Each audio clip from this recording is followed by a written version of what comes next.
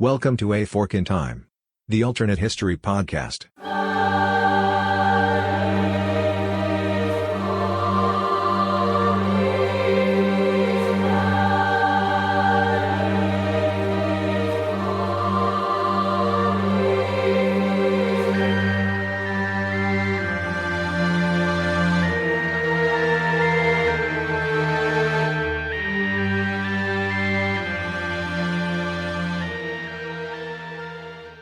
Welcome back, one and all, to A Fork in Time, the alternate history podcast. I am your humble correspondent, Evan Buck, and in no particular order, I will be first shouting out my co-host, Dylan Holzimer. Hello, everyone. Then we have Chris Capola. Chris, do you have something you'd like to tell our fine listeners?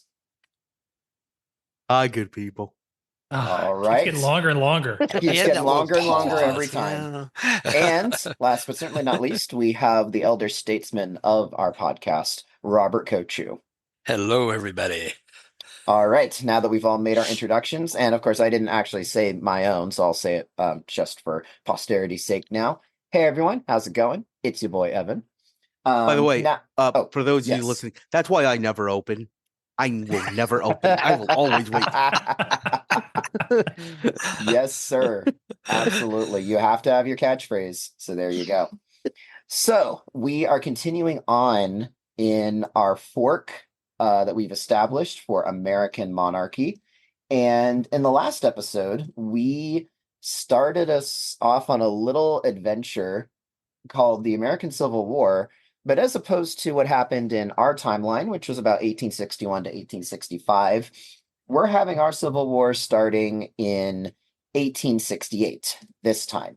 And the conflict is partially about slavery and states' rights and those issues, but really the touchstone, or what actually the tinderbox that started everything, was our own American succession crisis in terms of who is going to succeed the throne.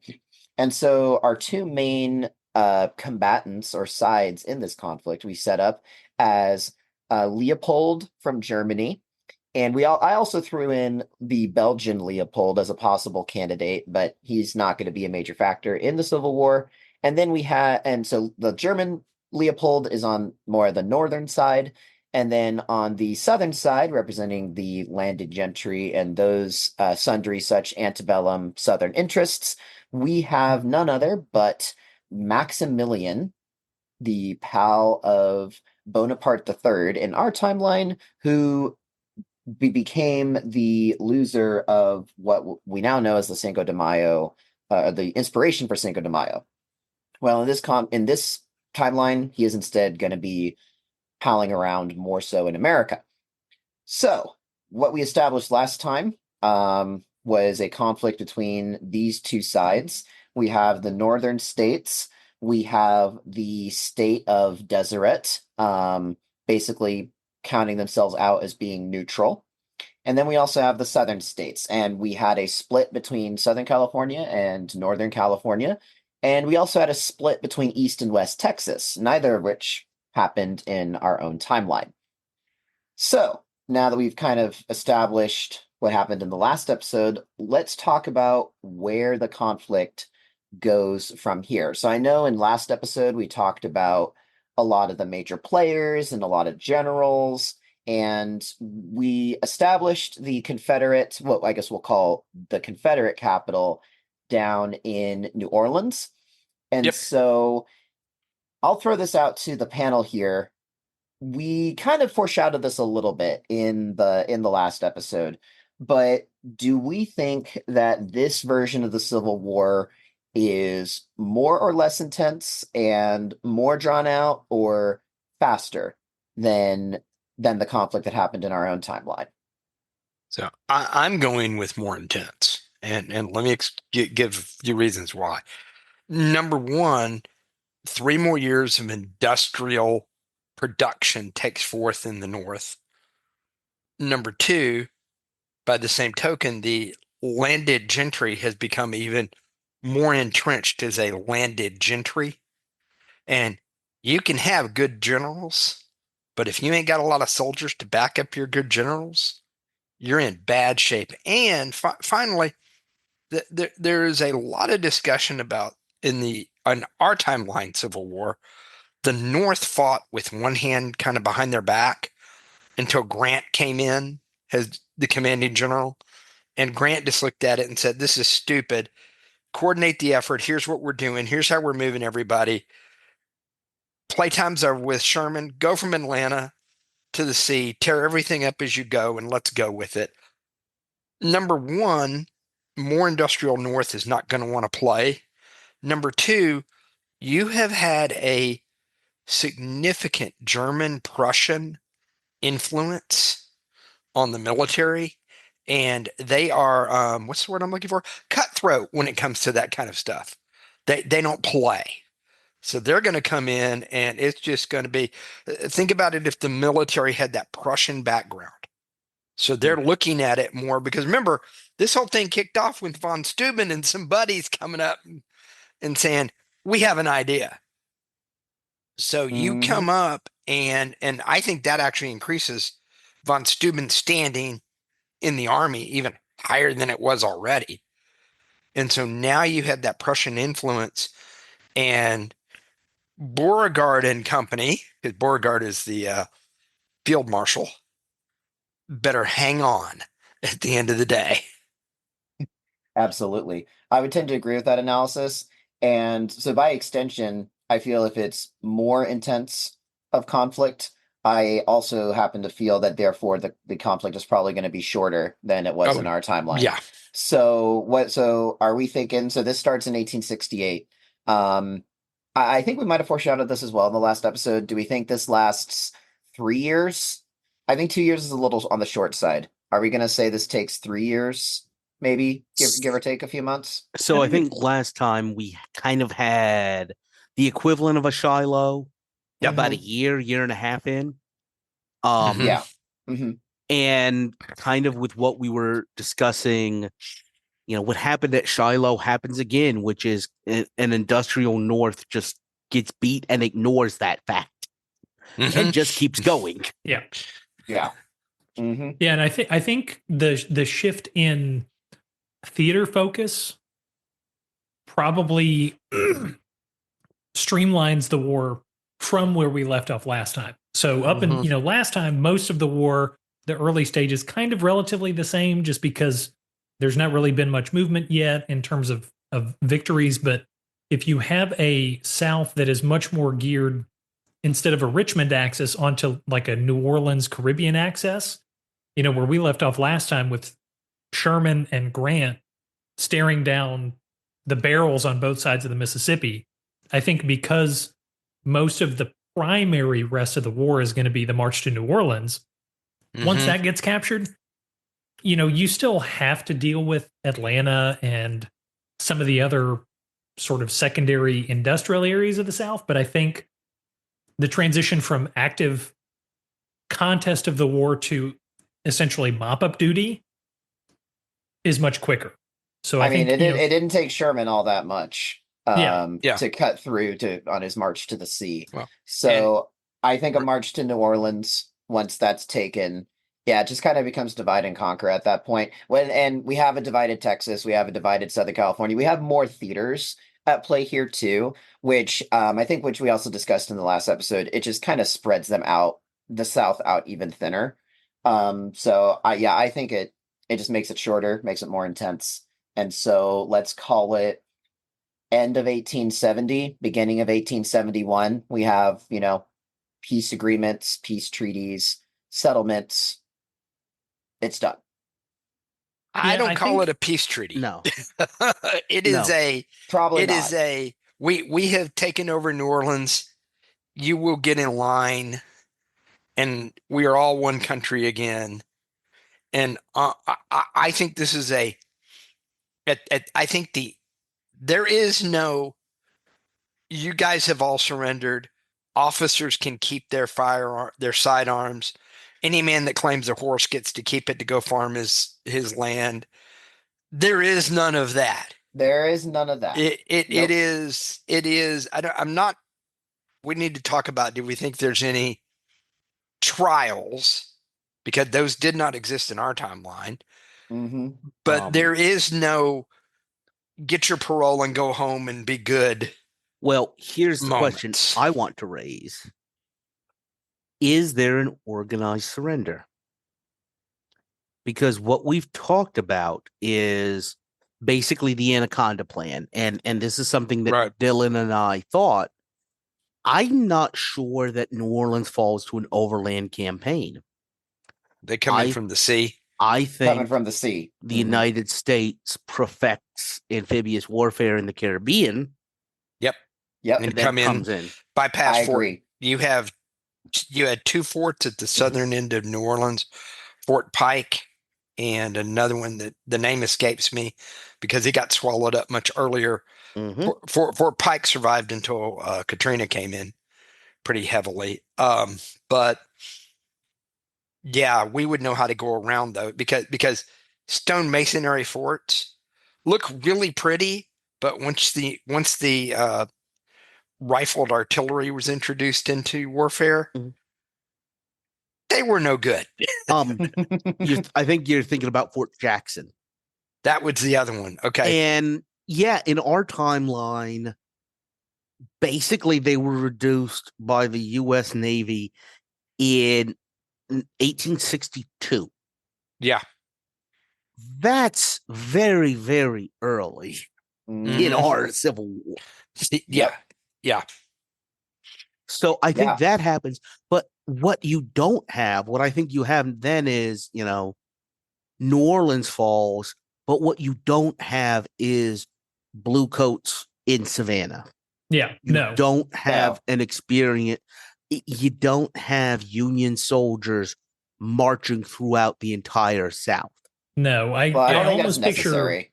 I almost picture Sherman. So if New Orleans falls to amphibious invasion, we'll say, Grant's on the western side of the Mississippi. He gets much closer than probably Sherman does because Grant gets to go through like Pine Bluff and Shreveport and some places that are further off the river. Whereas Sherman has to deal with Vicksburg. He's got to deal with Greenville. He's got to deal with some more cities in Mississippi that are right on the river. So he's slower.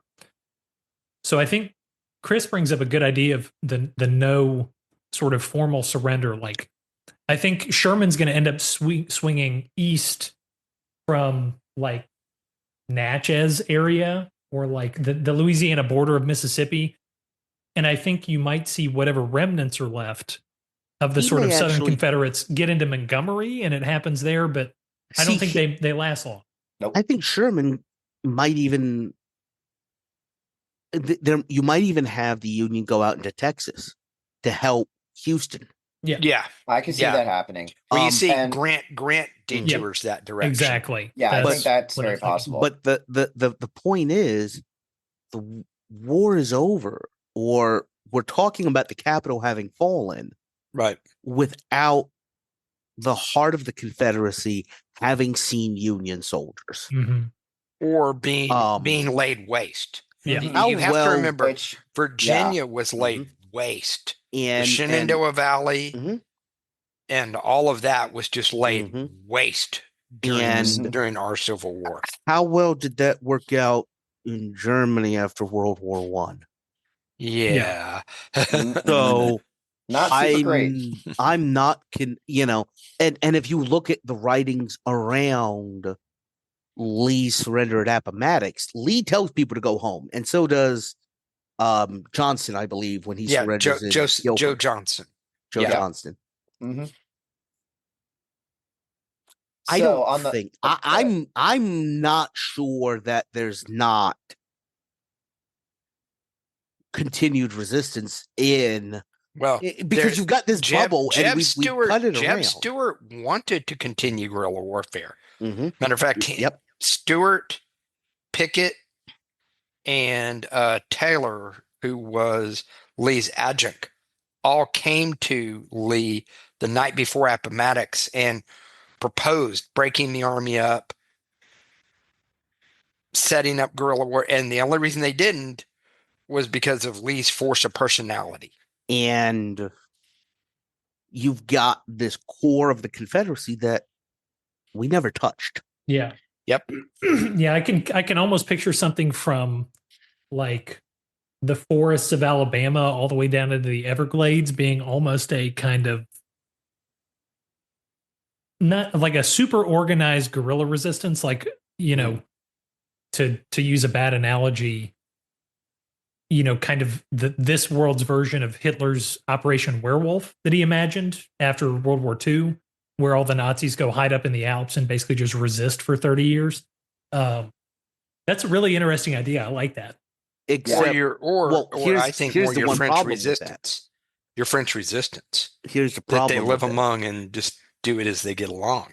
If you look at, I think Robert's a little more like it, because if you look at, so Dylan, where geographically you're talking about the other side of your state. Yeah, I'm basically talking everything from like a diamond between Chattanooga, Birmingham, Atlanta, and like the Everglades, kind of, sort of. Okay. Because that's a lot of very rural, very isolated, not well settled, hard to get Let me into. just throw a name out here. Let me throw something that could be maybe kind of a modern equivalency of this. How about this can kind of be seen as somewhat of like what we have in our timeline as the Zapatistas in Chiapas in southern Mexico, where it's basically, you know, they lost, they're part of Mexico, but in terms of the actual administration, like they own a good chunk of Chiapas and run the show and they run things, and it's a very decentralized guerrilla kind of organization. Do we think that something like that could be what is part of what comes out of this in some areas? I feel like if we have a harsher Reconstruction to begin with, I don't know how likely that necessarily is. Like, I think in theory it could happen, but in practice, I think there's going to be every incentive to try and snuff out that sort of resistance. So, Dylan, one more time, what area were you suggesting? Like basically the kind of the eastern end of the Cotton Belt. So like south of Chattanooga, basically between Birmingham and Atlanta, kind of cutting east into the Florida Everglades. Because here's the thing that you and I discussed previously. Who represents the majority population in that area? Who lives there? Yeah, who lives in that area? That area is majority black, isn't it? Majority Absolutely. And we have not really touched upon. This is something I wanted to throw in here. I think that gets into the interesting discussion we kind of brought up for later. But I think at first, that's a area of, you know, since this is a different timeline, we have totally different kind of organizations, but call it, you know, a sort of organized clan resistance almost. You know, the old order, the heart of the sort of French monarchic slave owning South. Dylan, your favorite Civil War general is going to do it. No, he's not. No, he's not. He's already dead. Killed him. We killed him. That's right. He died in Shiloh. But I can see Beauregard doing it. You know, since he's the field marshal, if the king surrenders, I can see Beauregard maybe taking that and deciding that's not. But here's a huge X factor, though. We didn't talk about this in the last episode. This timeline, in my view, and anybody's free to disagree with me on this, this timeline does not really have, as far as I can see or tell, I mean, as of yet, a touching off point for, or really a impetus for an Emancipation Proclamation or something along that level. Oh, it did. It was key in the Caribbean campaign. Yeah. Is that what we set up? Yeah. It's almost like a Toussaint Louverture. Because basically, gotcha. Benjamin Butler came in and took the Caribbean campaign over, and his whole thing was he set up I never remember what they're called, but it's contraband. The contraband. Thank you, Dylan. I was trying to remember the contraband troops. Yes, he set those guys up, and he played it all along. And what I'm going to throw out with this area. So let's say this occurs. So we don't get a formal surrender. We grab New Orleans. Beauregard, and I think this is a good Beauregard would have been a really good him, and we haven't killed Albert Sidney Johnston either in this timeline. So they both run to, I'm going to call it Montgomery. Okay. Just because I'm looking at a map and I'm Mhm. drawing a diamond from Yeah. Chattanooga to Birmingham to Mobile, cutting through the Gulf down into Tampa, down into southern Florida, and then up the Mhm. East Coast, basically. And I agree. That is the area I would have, if I was going to set up resistance, I'd go there in a heartbeat to set it up. Because that is very, as Dylan said, it's swamps, it's isolated, it's forest, it's hilly, it's Yeah, it almost has rings of the Francis Marion and the Swamp Fox and the Revolutionary 100%. War. 100%. Swamp Facts, Now, I think Carolina eventually, Gamecock, yeah. yeah, I think eventually, as the rest of the conflict settles down, the other theaters get resolved. I think eventually, maybe after say another year and a half, the true sort of political organized resistance with sort of Beauregard as the head of this, kind of rump resistance state, I think they crumble. But I think this is the Well, area in the late they don't 1800s and crumble early. Easily. No, but After, I think a there's a couple of months distinction. of this, Butler in our Mhm. timeline, Butler is an afterthought as a general. In this timeline, Butler is the man Yeah, because he took out the Caribbean. So they basically Butler's Grant in this yeah, timeline Mhm. and a lot. yeah, And Mhm. basically they turned Butler loose starting in South Florida and say, you go north. Sherman gets to march from New Orleans to Montgomery. And Mhm. it's not a march to the sea, it's going to be a march from the sea. Mhm. And you're trying to build this resistance in an area that is intrinsically unfriendly to you. And Yeah. that's one reason why you do it with Butler. Mhm. Because Butler comes in and as Butler moves, he basically you could send Butler in there with one regiment, Mhm. and by the time Butler gets close to Montgomery, he's got 40 regiments. yeah, yeah. Mhm.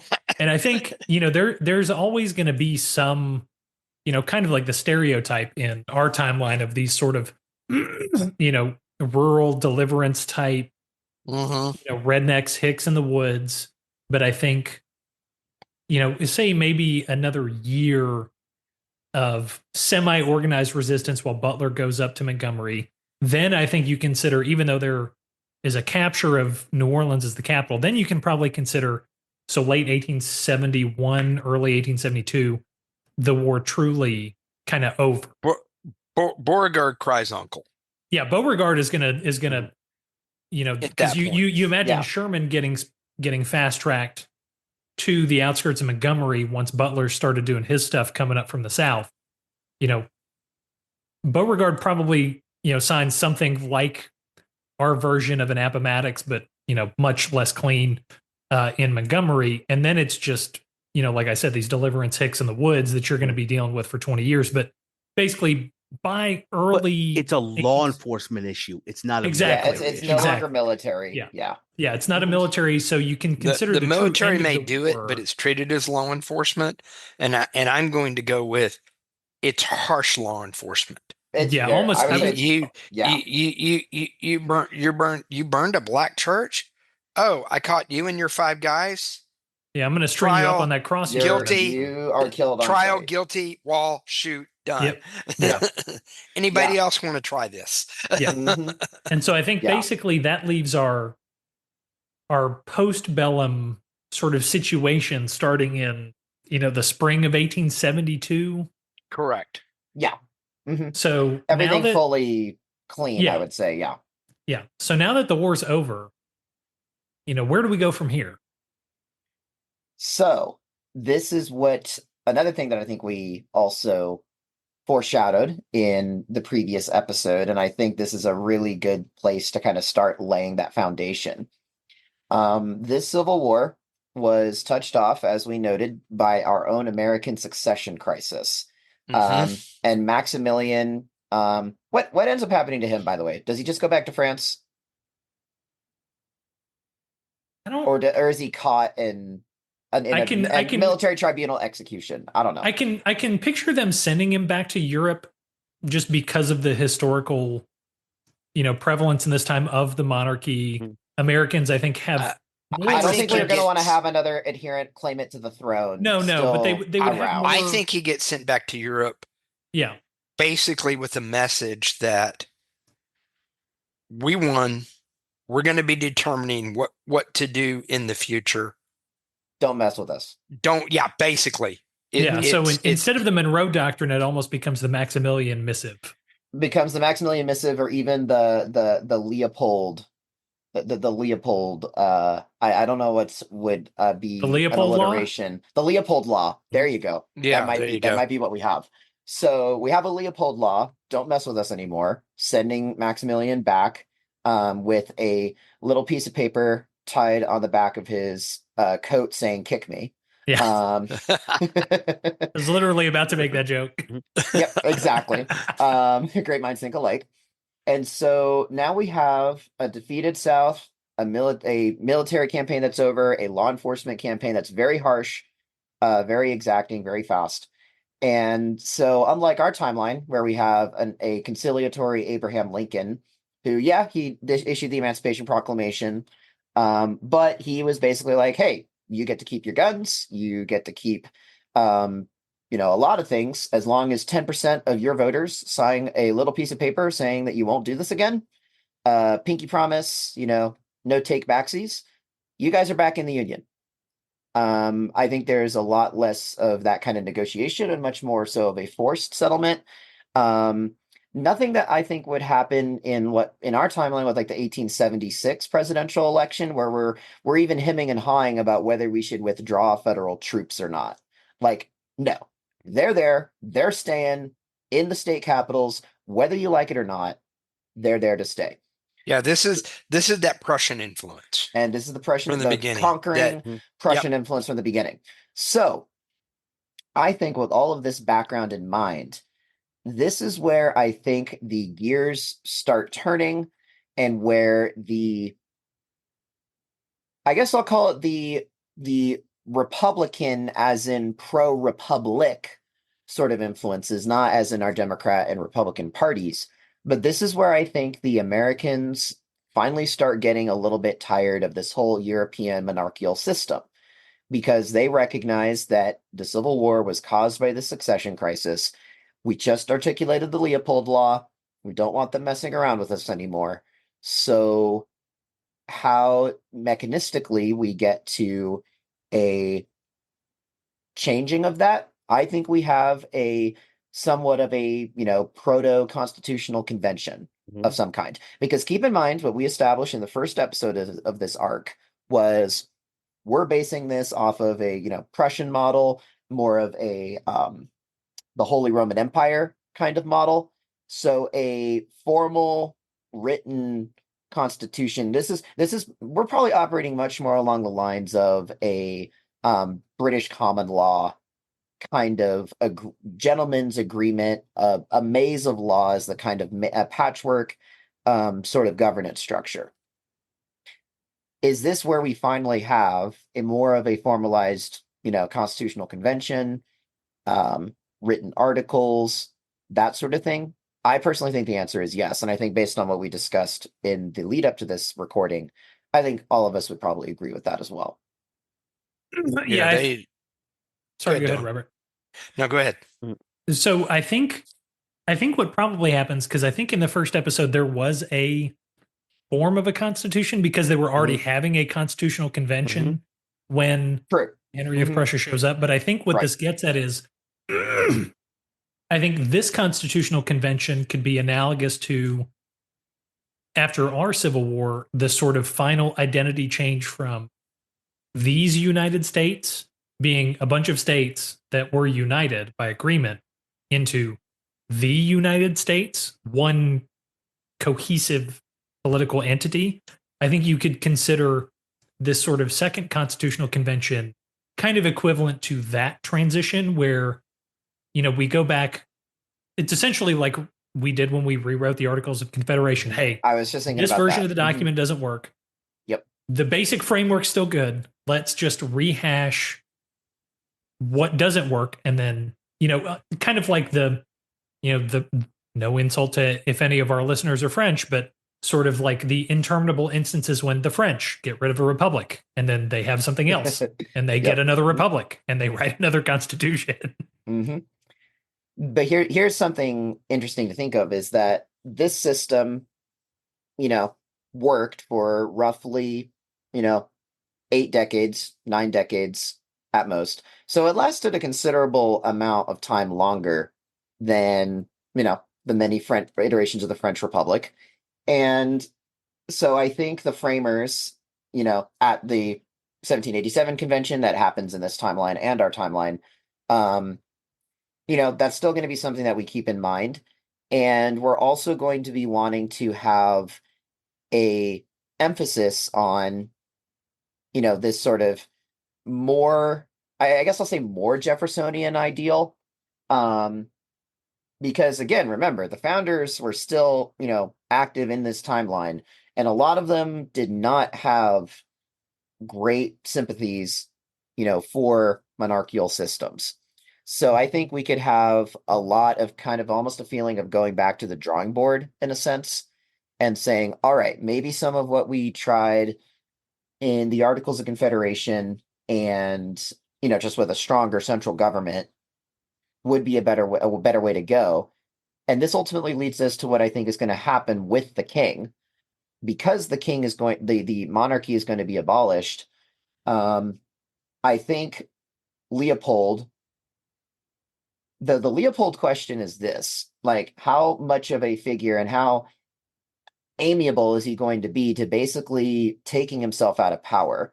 I personally don't think that's something that's going to happen. So what I came up with in, the pre-recording is I think we let him stay around for the rest of his life appointment, just because in fairness to him, like, he didn't take this on thinking that his power was going to get taken away from him, obviously.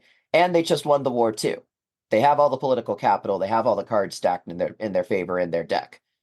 So I think at this convention, they basically say, all right, let's get the ball rolling for a new arrangement for government structure. But as long as Leopold's around, he can kind of run the show as he sees fit. I don't think Leopold's at the convention. I have an interesting idea for what to do with him, but I want to see where Chris goes with this. Yeah, I want to see this because I was going to say, I don't think he's at the convention, but I think they are keeping in mind what to do with him. I think he's taken out by recalcitrant Southern terrorists. You got rid of our king, we're getting rid of yours. So we're John getting Wilkes a Booth Lincoln. lives. Yes, John Wilkes Booth. We are getting Leopold. It's Abraham Leopold. That's what we got here. Maybe that's the episode title. I don't know. But Dylan, you had before we go down there, Dylan. Yeah. So my idea I have was a secondary maybe, question about the terrorist plot. Yeah, my idea was maybe he sees the writing on the wall, and because of the timing that this is shortly after what he did in our timeline, which was get involved in the War of Spanish Succession, which is kind of part of the Franco-Prussian War, but maybe depending on what happens in this timeline, he decides maybe if he sees writing on the wall that the Americans are not going to want a king anymore, does he abdicate? Maybe he's going to. I don't know if he abdicates so much as maybe he tries to go test the waters over in Spain first, just to see if he can maybe interfere. How we and then had maybe this happen. Prussia starts the Franco-Prussian War at the very beginning of the American Civil War. Yep. That's already settled. Yeah, that's already all settled. Yes, but the Spanish Succession, because this is a hot mess of Spanish kind of history right now, going into, all the way up to sort of echoing some of our stuff from the San Jorge, lines. Mm-hmm. This is kind of the beginning of the sort of interminable hot mess of Spanish monarchy, all the way up until the Second World War. Since when has Spanish history not been a hot mess, Dylan? I have a fair point. But I basically what I'm getting at is we don't even necessarily have to really address what happens in this, sort of Spanish succession issue if Leopold goes over there. But maybe he figures if the Americans don't want me, maybe I should get across the pond back in friendlier territory since I have some options, there's other monarchies. Maybe I'll go there. And then who knows? Maybe it's just a Spanish partisan that shoots him, or maybe he, interferes, decides it's not going to work, and goes back to Berlin. Who knows? That's just my idea. But I do think if he stays, there's a distinct possibility. I of him think if he getting stays, shot. he has a very high chance of getting offed. So whatever happens, and I think Chris is chomping at the bit to get into what exactly happens. Leopold's out of the picture in pretty quick order, no matter how it happens. Now, did you go ahead, Robert? You had something. Yeah. Well, my question was, if we're looking at a terrorist, do they just get Leopold, like the Lincoln assassination, or does the Lincoln assassination plot unfold as it was planned? So, because it was planned to take out Seward, Johnson, and Grant. What we haven't discussed is there's no vice king. There's who but there these? The Chancellor, Secretary of State kind of character would probably be the most. Who do we have him as during this time again? We didn't even touch determine that. I think maybe Stephen Douglas would be kind of a natural. Yeah, I actually like. I actually like. Or William Seward, actually. Yeah, could be Seward, could be Douglas. I like where Robert's going. I think it's successful because we're not looking for it. Yeah, and that helps the war's over. Along. Mm-hmm. And he doesn't. And not only is the war over, there's never been nobody. There's been no assassination. Shot. Yeah. Well, and not only that, but let me back up a little bit. This isn't Wilkes and his crazy cast of kooky characters. Yeah. No. These are well-trained militia members. Yeah, this is guys who trained down with Beauregard and Johnson. They're battle-hardened. Albert Sidney groups. They have every reason, and they have like a fire. And they've been guerrilla warfared.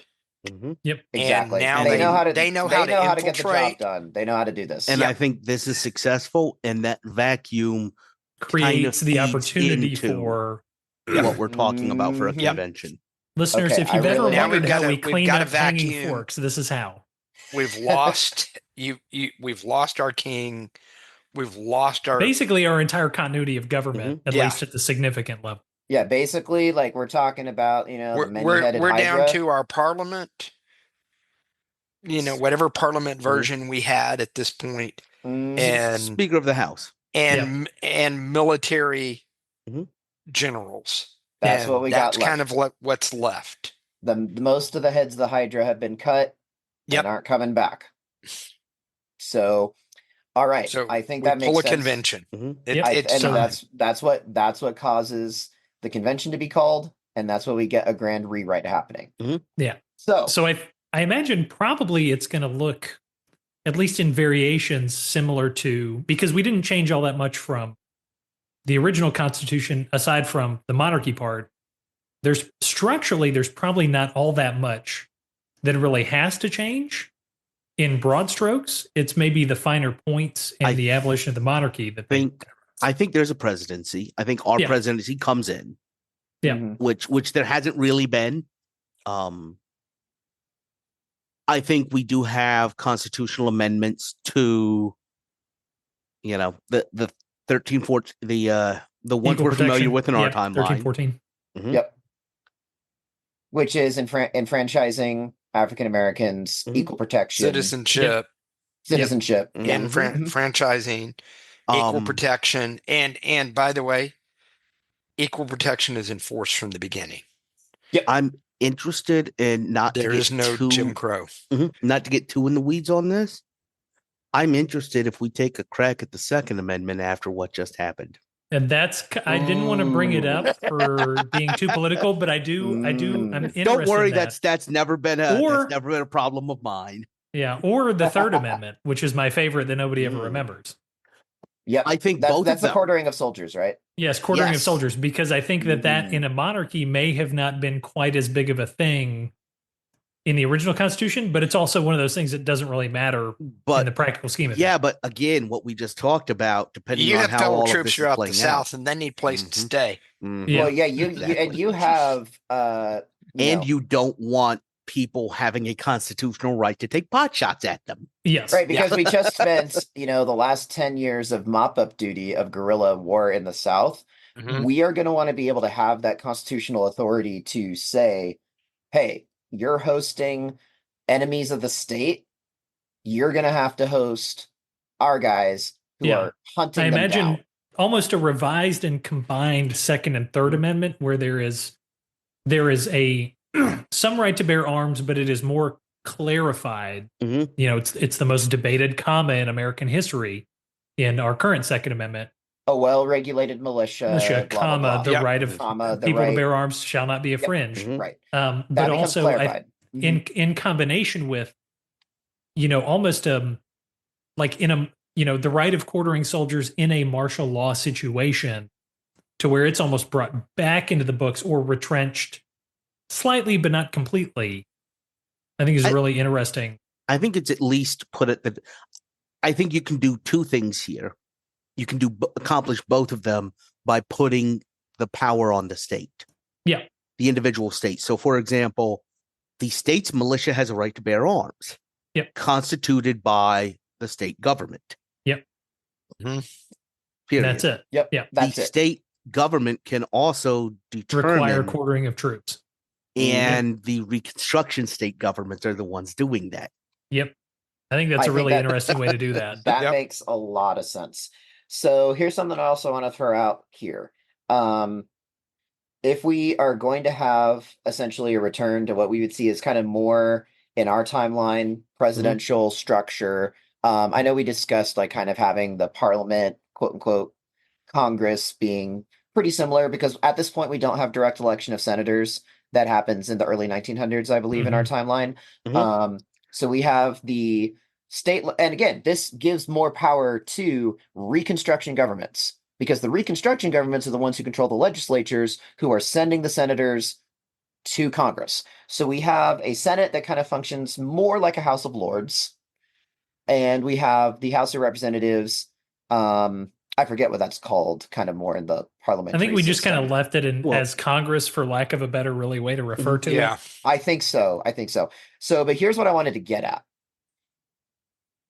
We have millions of newly enfranchised African American voters who hold now considerable political sway that they did not have in the post Civil War South in our timeline, and Reconstruction era South.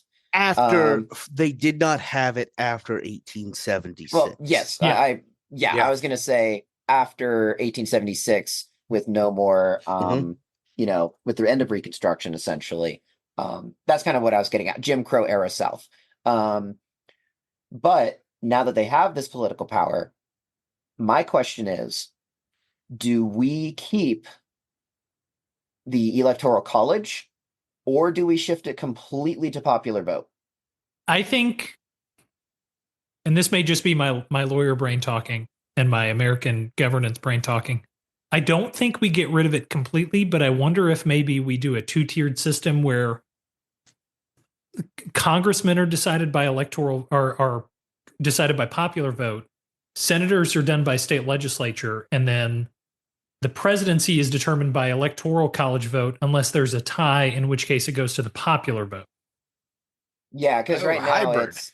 I was gonna say hybrid. That actually is That's I like that that's a lot. actually really Well, interesting. That's Hold really on a interesting. second. Hold on a second.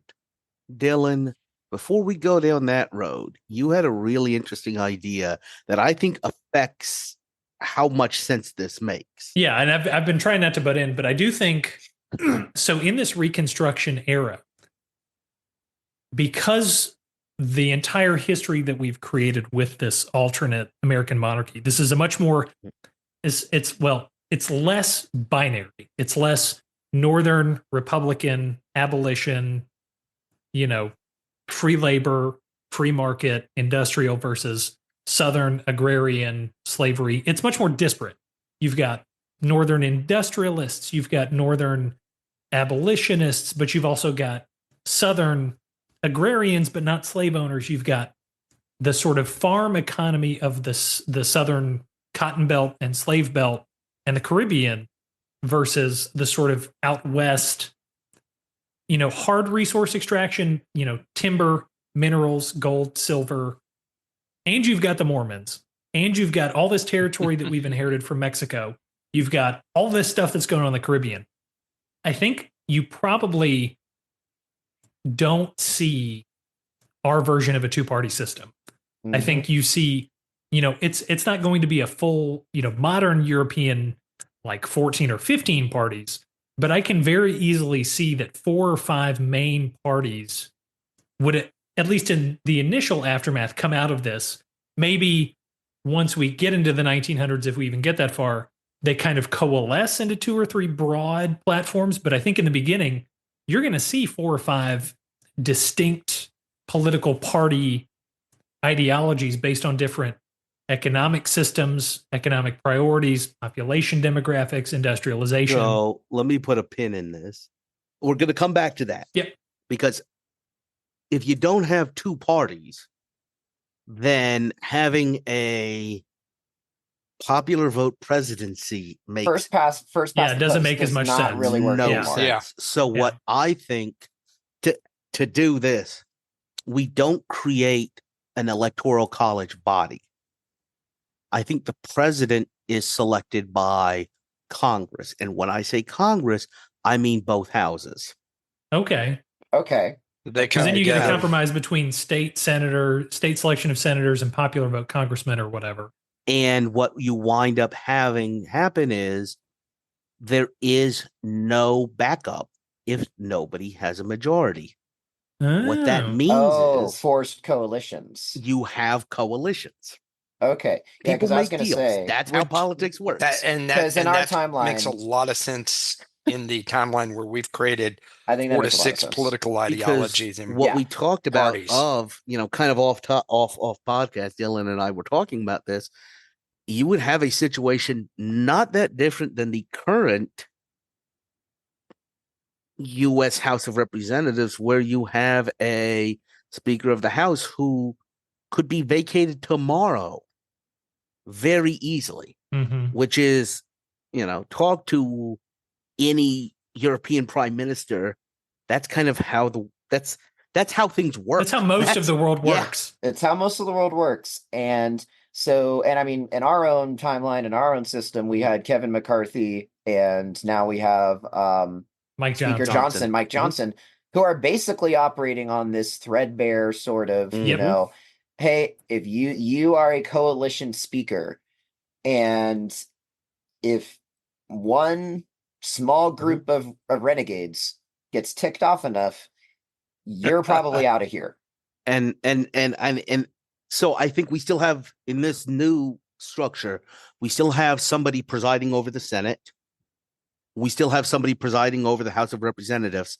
And then we have a third body of the executive presidency.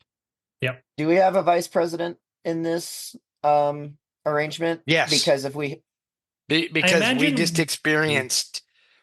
experienced a situation where we need to know who's next man up. Yeah, I don't know if it would be a true vice presidency. I almost wonder if it would be kind of a combination with the sort of, because the vice president in our timeline is also the president pro tem of the Senate. So basically, I wonder if it would be the just an established line of succession. like Speaker of the House, Senate almost. Yeah, and I would say Speaker of the Senate and then Speaker of the House. It flips in this timeline. I would say we don't, and here's why. In this timeline, we have a establishment of, we have the king and the more secretary or chancellor, secretary of state kind of roles.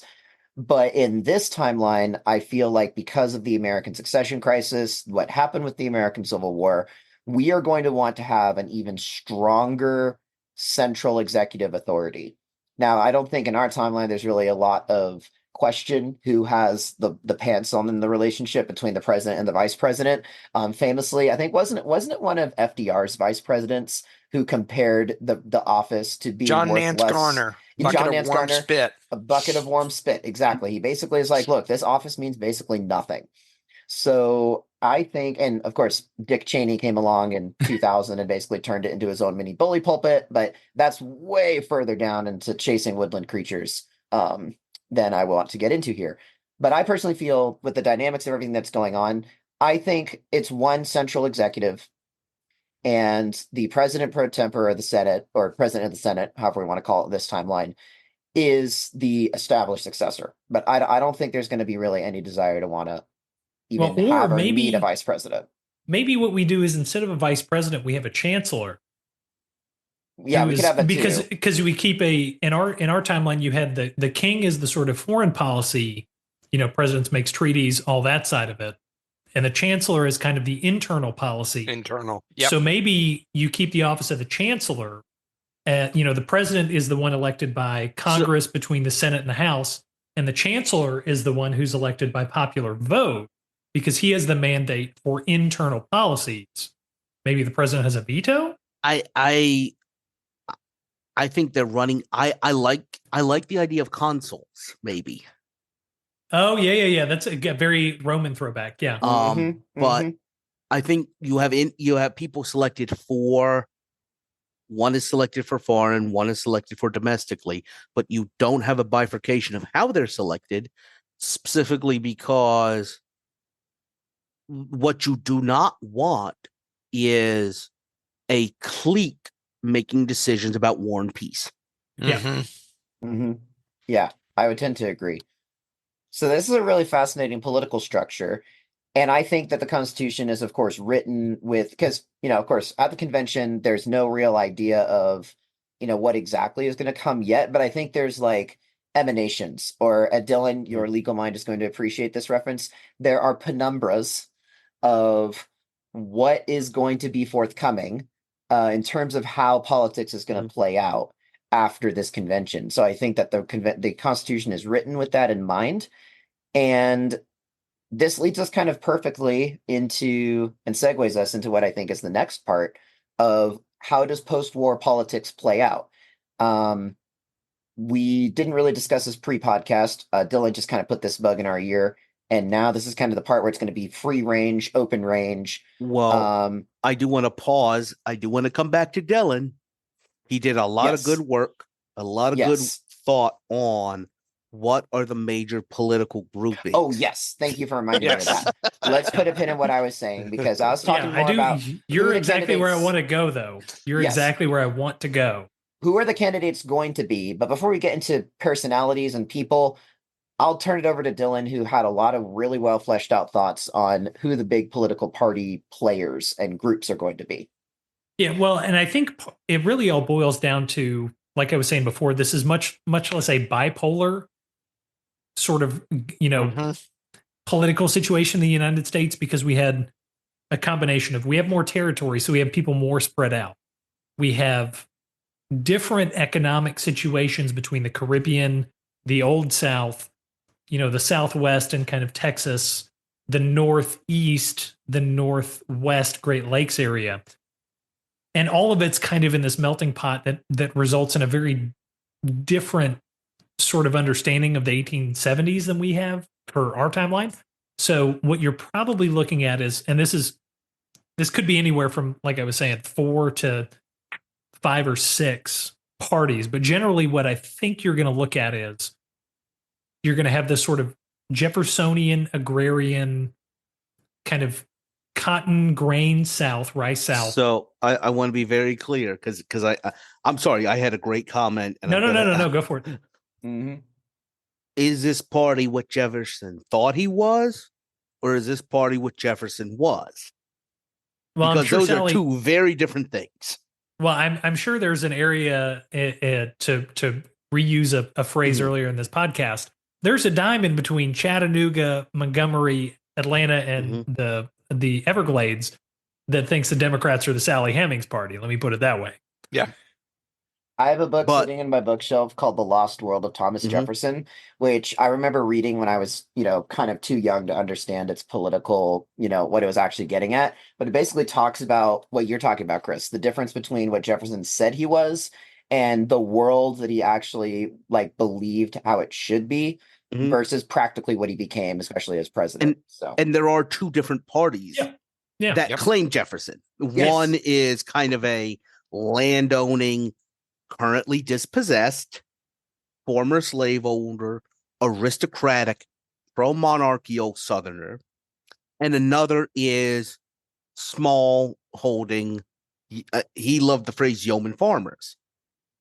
Which of those two? And by the way, I think both those parties exist, but they're not the same. I actually think so. So you bring up a good point, and it's not just broad swaths of parties, but also subsets. So I think there's a kind of broad agrarian small farmer class, party. And then to counteract the sort of classical Democratic Party that we understand, there's also going to be a Northern Republican kind of conservative free trade party. Industrial. But I think industrial is one thing, but I think among both of those, because those are the two in this timeline, traditional platforms of the two former monarchies. I think there's going to be, former conservative monarchist factions of both parties that may or may not end up moving as one or separately, depending on where the winds are blowing. And I think also, so let's think of it this way. There's like a farmers party, which is kind of more the thing that you're thinking about in the South. Maybe we have it called the Jeffersonian Party or the Jeffersonian Democrats, which you think is more. I think what Jefferson was party, this kind of monarchical. Well, that's what I was going to get into, is because something I threw out there in the midst of this discussion pre-podcast was, I think just like we see in our timeline with, like the Black Hundreds or whatever in Russia, I think whenever there's a monarchy that's abolished, I always feel like there's going to be an old guard of people who are stubbornly going to refuse to change with the times and be like, nah, fam, things were way better when we had the monarchy. Let's get back to that. I don't think the Democratic Party turns into that solely because I think the Democratic Party, what I'm thinking of the Democratic Party, is very much focused on an aristocracy. And the groups you're talking about are not, even though we killed him off, Nathan Bedford Forrest was not enough of an aristocrat for these people. I think you're going to see like a plantation wing of the Democratic Party. Yeah, I think that'll be a wing of that. I think, but the kind of thing that I'm talking about is probably going to be either maybe a smaller offshoot party or some sort of just like extremist faction in one of the parties. I think what you're discussing happens. It is in this kind of diamond, but it is prescribed. Yeah. It is not. Yeah, it's very much like what we understand now to be kind of the KKK, I think, where it's right. It once was a sort of recognized. It's what the KKK branch of thought, was. But it now is sort of quarantined. Before 1876. That's what I was leading into, is that I feel like this kind of group of people are the perfect archetype for a KKK-like organization. More of a terrorist group or hardened group of people. But I do want to just throw this out here for posterity's sake. I was thinking of calling it, if it was a political party, the American Party. But Dylan, I really liked your funny suggestion, which was the Know Nothings. Well, either the Sovereign Citizen Party. The Sovereign Citizen Party. Yep. Which means something completely different than what sovereign citizens became in our own timeline. Yeah. But no, I think I agree with you guys that it's going to be more of like a KKK sort of hardened organization than an actual political party. So we've got kind of a plantation Democrats. We've got a farmer party. Yeah, like a William Jennings Bryan-esque farmer party. I think so. This party that I'm about to talk about is, I think, mainly going to be in the Southwest and sort of the far Great Plains, past Minnesota and all that, more into like the Black Hills and stuff. I think you're going to see a sort of hard resource / mineral resource party, almost like a miners party. But I think because of where we've left things in previous episodes, I think Brigham Young and the Mormons are going to either kind of co-opt that, or they're going to be a significant backer of this kind of Southwest, gold, silver, minerals, hardwood, resources, not farming, but not industrial party. And I think the Southwest is going to end up being kind of its own semi-regional block because of that, because that's where all this stuff happens after the Wild West in our timeline. And then on top of that, you've also got you're sort of because this is the early 1870s. This is the beginning of what we understand as socialism, labor movements, progressive ideas, kind of a labor / progressive, very heavily urban party that, the beginnings of kind of union movements, workers' rights. I'm not even sure it's necessarily that urban. Robert, you want to talk about how a lot of those Germans got to Texas? Those Germans came here to farm. But a lot of them, they came through Indianola and they moved up through that area, and they came in as really part of they wanted to be more industry to start. Well, they came as farming originally, but then they started developing industry. And if you look at Minnesota, Wisconsin, Yep. Chicago, well, if you look in San Antonio, there's a segment of San Antonio most people do not recognize. Most people think of San Antonio at the Alamo, Spanish culture, but in reality, there's a huge segment of San Antonio that is German industry. Pearl Brewery. If you've ever had Pioneer Flour, that was founded by a German Gustav. So that segment, and now that segment got tamped down a little bit for being a Union sympathizer during our Civil War. I think they come on strong in this timeline. And a lot of those German immigrants came over because they got kicked out of Germany for being socialist. Yep. So I agree. So that's going to be kind of your left leaning. I'll throw this in here as well, just because my California history teacher, if he is somehow listening to this somehow, would be aghast if I did not throw this into this discussion.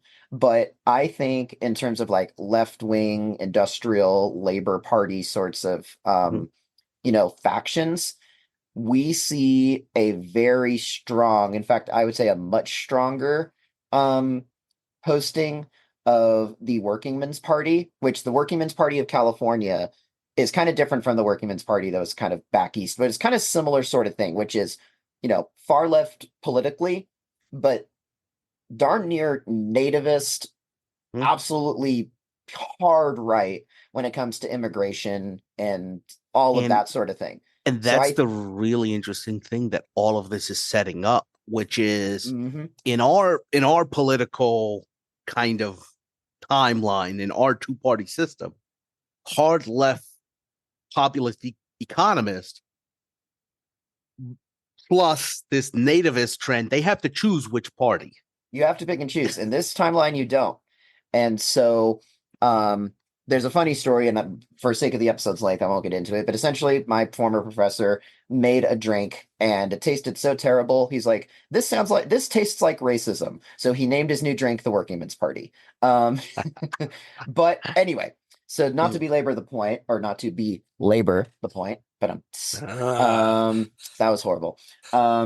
Let's kind of wrap things up. Actually, I think there's a couple other parties that Dylan wanted to mention. There was one more party I think Dylan didn't explicitly talk about, a northern established kind of a Rockefeller Republican party. Like a classic Republican kind of conservative, but not, kind of free trade tariff is the main debate, but it's kind of your standard quote unquote conservative party that we would understand today, where it's sort of northern industrialists, not agrarians, but not, pro labor industrial kind of centers, sort of what we would, like I said, understand as the kind of the 1950s Republican Party or the 1930s Republican Party.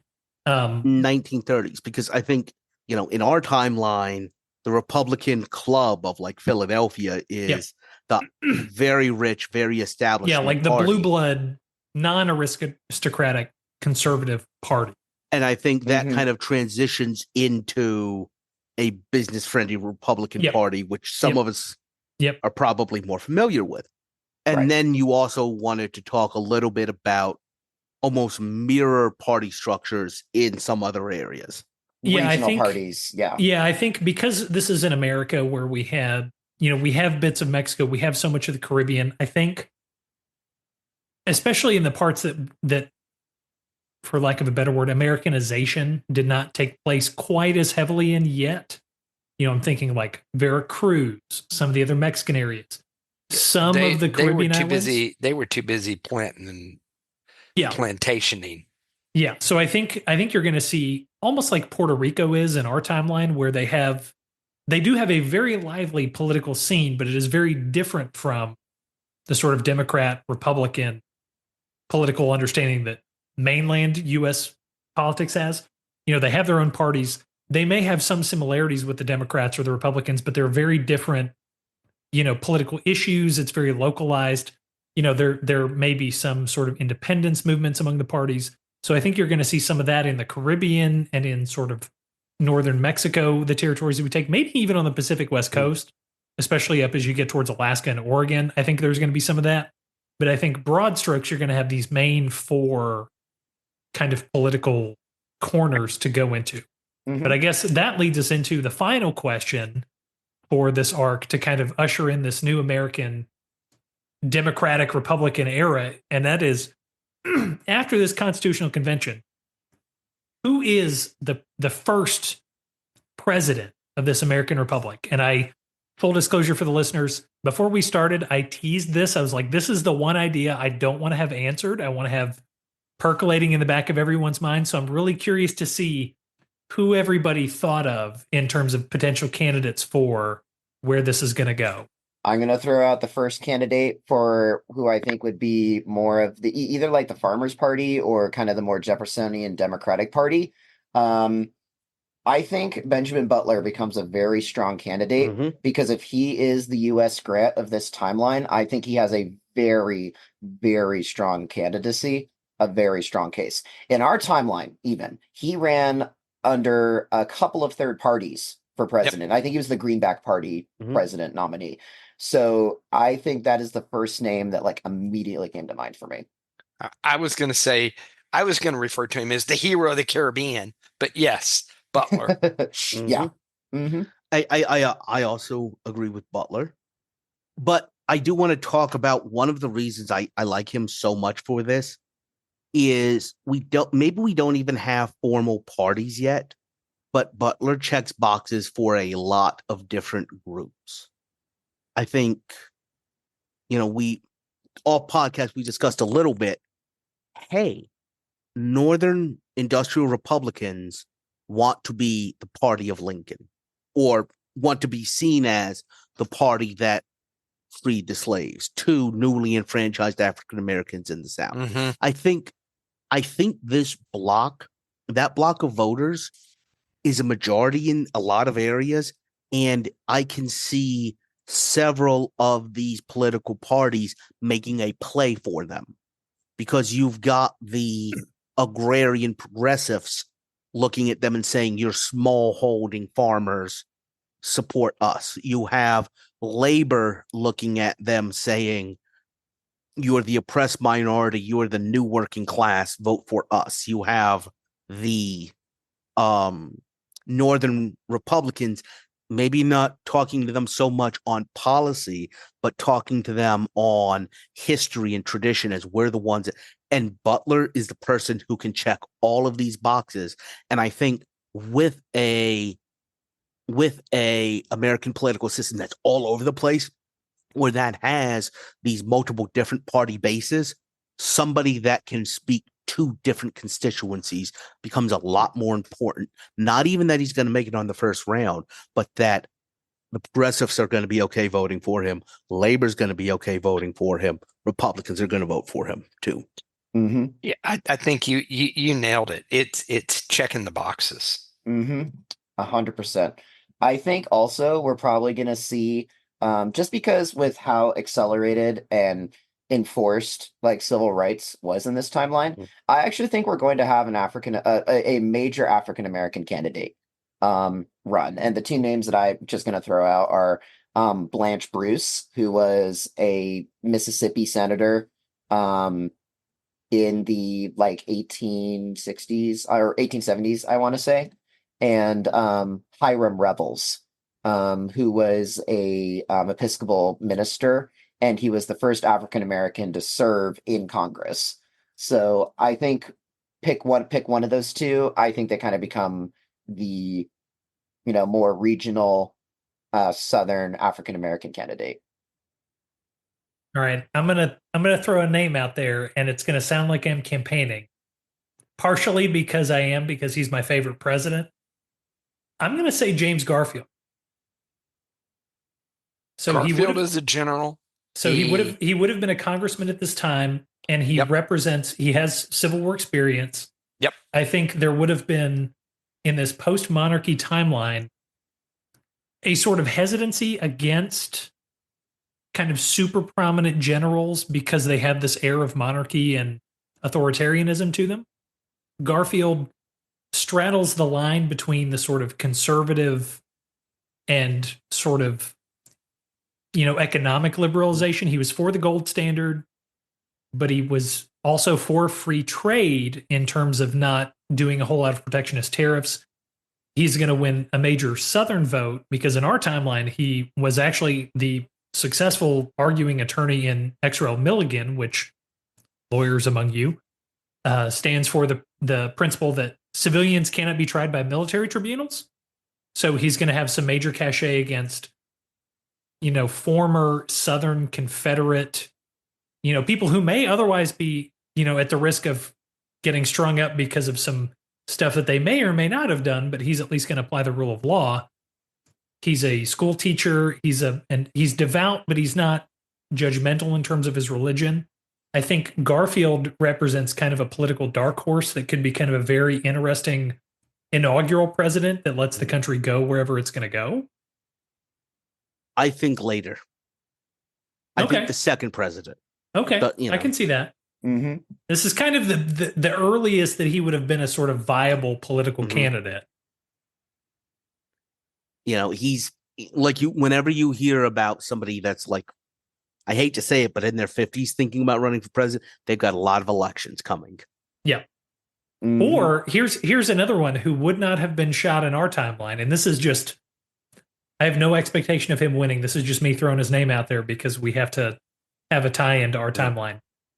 A certain born in Kentucky, maybe senator from Illinois,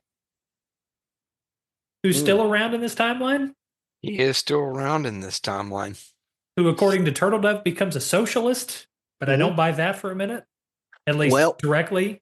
I think he might be an interesting socialist candidate who steps out. Again, where the presidency is going to become a lot like winning the nomination of a presidency. Yeah. You're going to go into an election cycle as the favorite of a certain bloc. Mm-hmm. Yeah, I was trying to think of, because we've been talking about a lot of the other parties, but I've been trying to, figure out who might be the left of center socialist Marxist sort of candidate.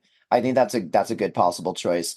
I also and it's a good echo of 1860 that he pulled off in our timeline, where he didn't so much become the number one candidate, he just became the number one, number two, and when nobody else could decide anything, they settled on him.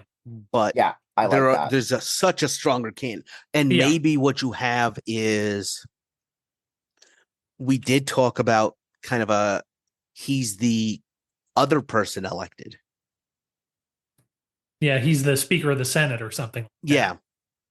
Mm-hmm. Yeah, I can see that. So maybe Butler becomes the president, and you have sort of a Lincoln as Chancellor / Speaker of the Senate, focused on domestic policies, kind of as a conciliator, team of rivals kind of thing. That's an interesting, I like that. When I threw Lincoln out there, I wasn't really sure whether he was going to last or not, but I like that. I really like that. No, I think that works very well. Just one last candidate I'm going to throw out as well is Peter Cooper. He actually created and built the first steam engine, the Tom Thumb. That's a name that I learned one time in history class and didn't think about until just now when doing some quick Googling. I can see him as someone who definitely not the hardened socialist communist kind of party, but I can see him being someone that could maybe work well with some of those more kind of greenback minor party sorts of influences. I mean, I don't think necessarily any of the Mormon leaders are necessarily going to put themselves up. And it's not like Cooper was I don't think he was a Mormon or anywhere near that orbit either. But as someone who could represent that sort of more, the tinkerers, the miners, those kind of people. And he also did run in our timeline on a third party. So I think he'd be one of the candidates too. Yeah. I think it's an interesting crop. I guess the consensus seems to be that Butler, just based on his kind of war hero. Butler, I think Butler's Butler's the first. Butler becomes founding father of our country. Mhm. He's the George Washington. Yep. In this timeline. And he is another bit like George Washington in that he creates the tradition of stepping away from power. Yeah. We haven't had executives step away from power. Yep. Right. So They all hung out he's until the they essential died. link for the successful transition between elections. Mm-hmm. Yep. I think that's an excellent place to end this off. So this is what, a 5-part arc that we're concluding here? Yep. It might be 6. Or I think. No, think it's this is 6. part 6. Yeah, this is is part 6. 6 episodes later. 6 episodes later, we had probably one of the most fruitful suggestions and set of episodes.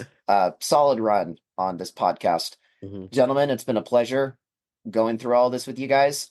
Are there any last minute thoughts or musings before we sail off into the distance of Benjamin Butler being George Washington? I would only like to point out that this whole idea for an episode or for an arc came out of a book called Napoleon's Hemorrhoids. So, one, it's a great book. You should listen to it. You should read it. But also, we made up 6 episodes of alternate history based on a book about how Napoleon was high on opium because of hemorrhoids and lost Waterloo. Well, no, we haven't done that episode yet. No, we haven't, but that's what the book is. That's the premise of the book. But that's where this all got started. Yes, exactly. So if you ever wonder how we get our ideas here at A Fork in Time, we get them from listener suggestions. Sometimes we come up with them ourselves, and sometimes we get them by reading books about Napoleon's hemorrhoids. So we're all always here for a fun time. But anyway, as always, feel free to join us on the Discord and give us your feedback. Go on the website, email us your feedback. However you want to stay in touch with us, please feel free to. And as we always like to say for our closing moniker, our closing motif, if we happen to stumble across a fork in the road of time, what do you gentlemen think we should do with it? Take it. You always take that fork. All right. Thanks so much, guys.